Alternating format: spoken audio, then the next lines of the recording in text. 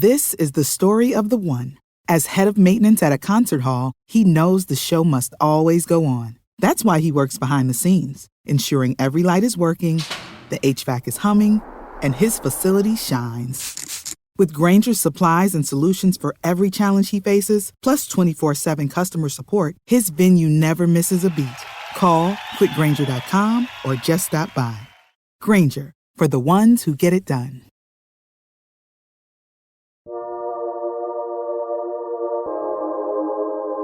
Uncle Matt's is a pioneer in the organic beverage category, noted for its Florida orange juice, lemonades, tropical blends, and organic energy shots.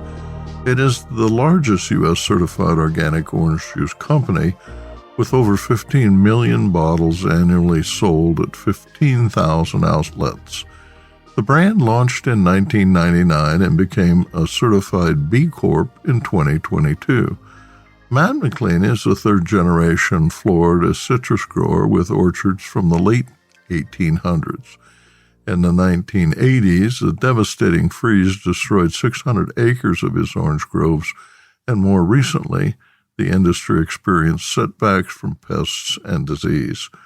Oranges are now outsourced mainly from Brazil and Mexico. In 2017, Dean Foods, a dairy conglomerate, bought the company, enabling McLean's parents to retire. 2 years later, Dean Foods was bankrupt, and in 2020, McLean, his father, his wife, and his brother repurchased the company. Welcome to the podcast. It's great to see you. Yeah, great seeing you. It's been a while. Why create a refrigerated RTD tea? Yeah, I mean, for us, it was a natural progression. We had, it was probably 6 years ago at least, we did a matcha green tea lemonade. So being a juice guy, there were normal iterations around half and half, right? And I grew up in the South, so I drink tea all the time. I drink black tea every day for lunch, it seems like. I love green tea as well. I drink that in the morning along with a little bit of OJ. So I've been around tea and been a fan of tea and a consumer of tea for forever. So it was kind of a natural progression for us as I've watched the refrigerated tea set from, Gold Peak to Pure Leaf to now Milo's, and how well that has grown, and thought, hey, there may be an opportunity at some point in our lifetime to introduce some refrigerated organic teas. And then we started getting customers asking if we could do an organic version. And I thought, okay, good timing. We're bottling ourselves down in Texas, so it was much easier for me to pivot since it wasn't trying to convince a co-packer to change, methods and do something completely foreign for them. So it was great. It was just really good timing. Ultimately, the consumer decides whether it's going to be, great innovation or not. And sometimes we get it right and sometimes we don't. But as a tea drinker all my life, I'm very pleased with the end product. So I think the quality is high, and it's fun. I've always liked tea, and definitely like the half and halves. Those are real fun to put together. Being an old matcha tea fan, that half and half. The first one we're going to start with is just a simple black tea using our not from concentrate lemon juice and lightly sweetened. There are many lemonade mixes in the market. Your brand's organic certification and not from concentrate choices set it apart, but sweet tea fans resist lowering sweetness levels. Will you discuss sweeteners, the choice to refrigerate, bottle size, and other aspects? So we're going to do a sweet tea that's, 50 calories per 12-ounce serving. It's only 10 carbs and 10 grams of added sugar, and the added sugar is from agave. And then a light hint of stevia that just gives it that extra sweetness that, quite frankly, tastes more like 30 grams of sugar, right? So it tastes like your traditional, really southern sweet tea, but without the guilt of the 30 grams of sugar. We want to be America's leading organic, better-for-you beverage company. Being around for 25 years now and really being a pioneer in organic, we've never changed off of that. There's things that we can do outside of just orange juice. And so we've introduced lemonades. We've now introduced some punches. And our thing with better for you is it can't be loaded with sugar, right? So you either have great functional ingredients like our superfruit punch has acerola, sweet cherry. It's got elderberry. It's got some good healthy fruits in it with high antioxidants.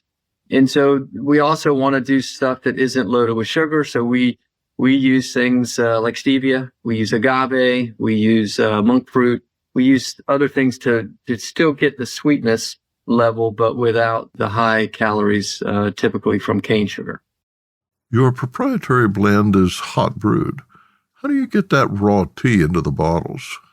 It's pretty interesting. So we have a juice plant, right? So we've been bottling juice, and a lot of the same stuff you can use. You just have to modify it, right? You introduce tea into your tanks. You have to make sure you can filter out the tea leaves correctly. You have to make sure you can clean the tank so you don't have any of those tea flavor left behind, or juice, vice versa, right? So you have to, your sanitation steps are key. The background from our plant manager really was helpful in this to be able to do it as fast as we're going to be able to pivot and do it within a 6-month window from start to finish. And what are your sizes? So we're going to put it in our same 52-ounce clear PET bottle, so you can see the beautiful color of that black tea. And when you talk about distribution, how will you roll it out? Yeah, so it's going to roll out national. You'll see it roll out. Sprouts will be the first to get it, which is fun. They're a great customer of ours. And then it'll soon be followed after that by Whole Foods will take it nationwide. Fresh Market's going to take it nationwide, and we've got a good amount of other regional chains that are looking hard, and we'll also put it in as well sometime in the fall. Have you looked at retailers like the Texas-based HTO drive-through guys? Yeah, it's kind of funny. Those are, now that we're bottling out in Texas, the little town that our manufacturing plant is, there's an HTO that just popped up. I'm like, well, this is maybe a sign. Maybe I am doing the right thing, moving up into tea.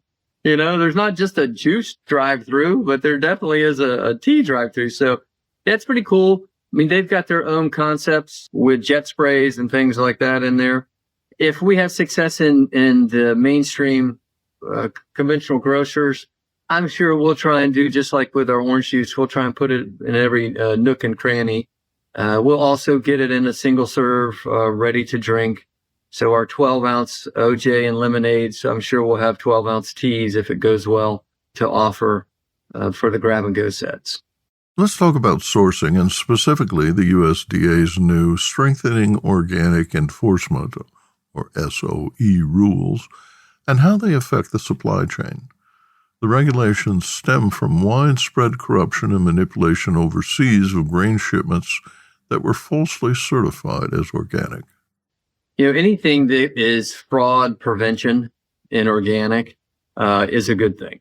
And that's what SOE is, right? I mean, being in this thing 25 years, I was actually doing organic before the USDA had the organic seal in 2002. Right. We started in 99, so we were certified by our local Florida organic growers, and they were certified to the California Foods Production Act.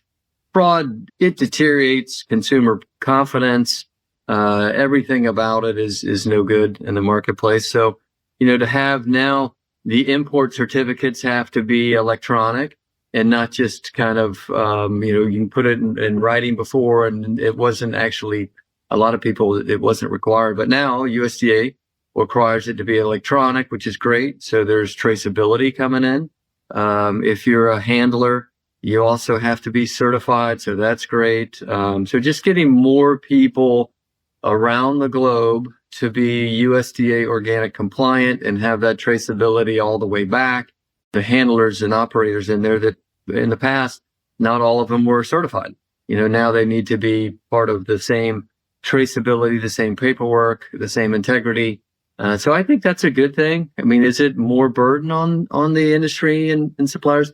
Yeah, but you know what? We need to take fraud serious, and it's not healthy for anybody. So I'm glad there's more teeth to it.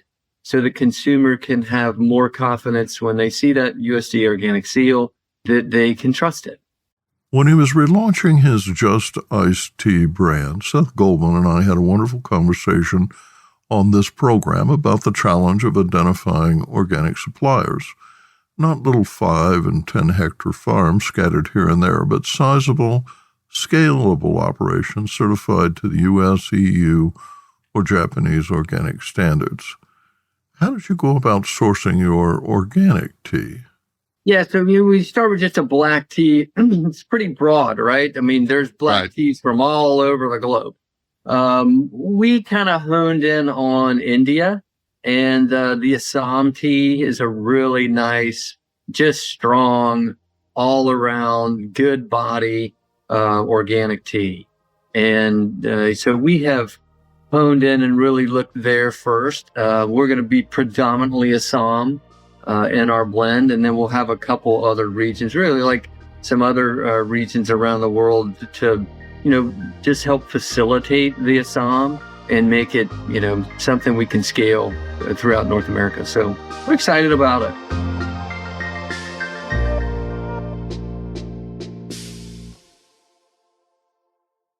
Produced by Audavita Studios. Connect your voice to the world.